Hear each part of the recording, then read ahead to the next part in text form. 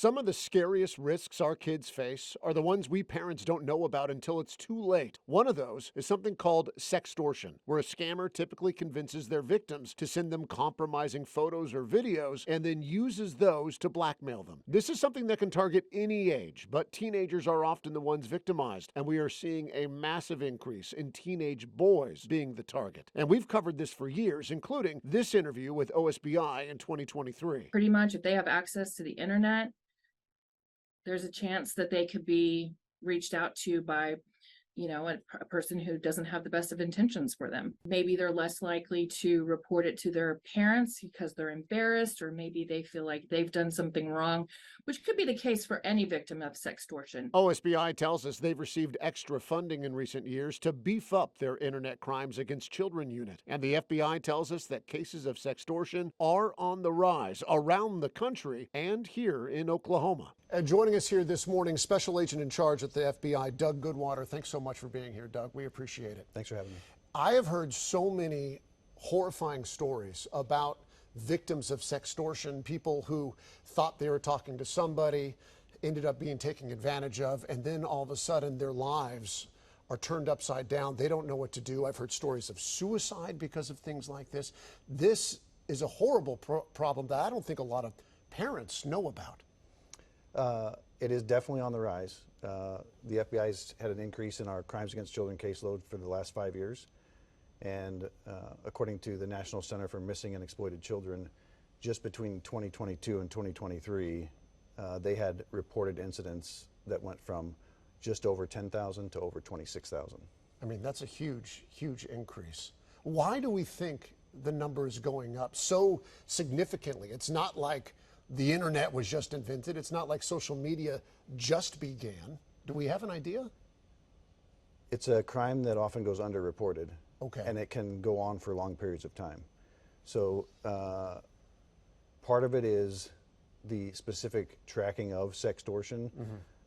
It's not one of the crimes that has a checkbox on the statistics that are reported to the FBI every year. Right. So it's something that the law enforcement community is trying to catch up on tracking. We don't have really good numbers for specific incidents of sextortion. Can you kind of walk me through how these scams typically work? Understood that, of course, at some point there's a connection made online with somebody who the victim here believes they're talking usually to somebody else, right? It's usually somebody impersonating somebody else. Yes, it's. I would start by saying that in the digital world, there are predators everywhere. And so this can happen on online gaming systems, chat or applications, messaging applications, right. Social media. And it starts with the predator trying to build some kind of rapport or relationship with a child through one of those mechanisms. Does this usually happen fast, or does it happen over a period of time? It can happen fast, but the criminals can be patient, and they will be very manipulative, and they are going to be pretending someone they're not. So they are trying to trick the child into thinking they are someone of similar age with similar interests to gain their trust. And I know that, we're talking about children. This program is focused on young people. This is something that can impact victims of all ages, correct? Extortion, sextortion, online, yes, it can happen and affect everybody. So how do we stop this? The numbers are obviously going in the wrong direction right now. What's the FBI doing right now to try to get a handle on this sort of thing? So we do two things. We investigate, we respond, and we try to hold people accountable. But with the numbers, and like we just talked about, and the growth, we're really trying to educate. We're trying to be out there making sure that parents and children know what this looks like, how it happens, and then what to do. And we want children or any victim to know it's not their fault. They're the victim. The predator went after them. That as hard as it may be, it's okay to report it. Find a parent, a trusted adult, law enforcement, report it, and then there are resources available to help the victim move on from it, and then law enforcement can then work and try to hold people accountable.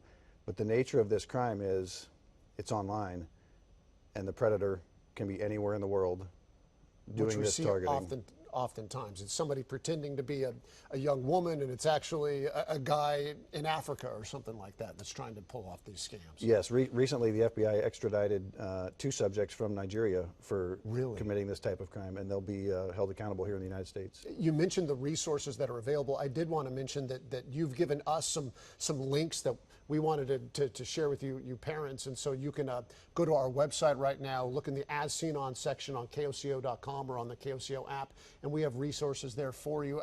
There's things for parents. When we're talking to parents, obviously if a child, I say a child, a teenager is brave enough, if they're victimized for something like this, to come forward and tell their parents, which I can imagine is a very difficult thing to do, how should the parent react to their child sharing this information, this obviously very embarrassing, sensitive information with them?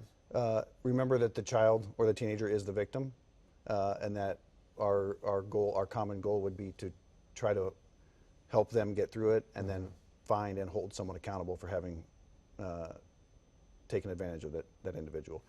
And I would offer too that on the front end, it's a conversation from parents to children before this can happen. Before we want to try to stop this from happening, and not react to it happening. That's the way to get the numbers down. And there's a couple of things. If the child or teenager does not know the person that's reaching out to them digitally, then they shouldn't be having interactions online that they don't know someone at all, in anyways. person. Right.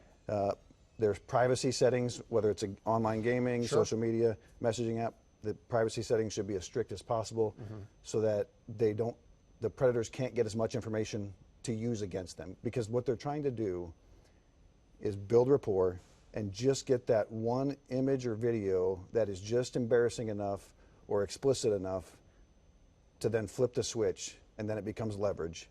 And they're going to use that leverage to try to make that child or teenager give more explicit videos or images, or pay money, or potentially even make them harm themselves. And just or harm because you someone give the else. money doesn't necessarily mean that the scam goes away or anything like that. So The image is there forever, and paying generally doesn't end the scam. it's a terrible thing. I'm glad that we're talking about it here today. Special Agent in Charge Doug Goodwater here with the Oklahoma City FBI. We thank you so much for being here, Doug. No, thanks for having us. Absolutely. Again, we have the links that we're going to get to, and I hope that you check those out.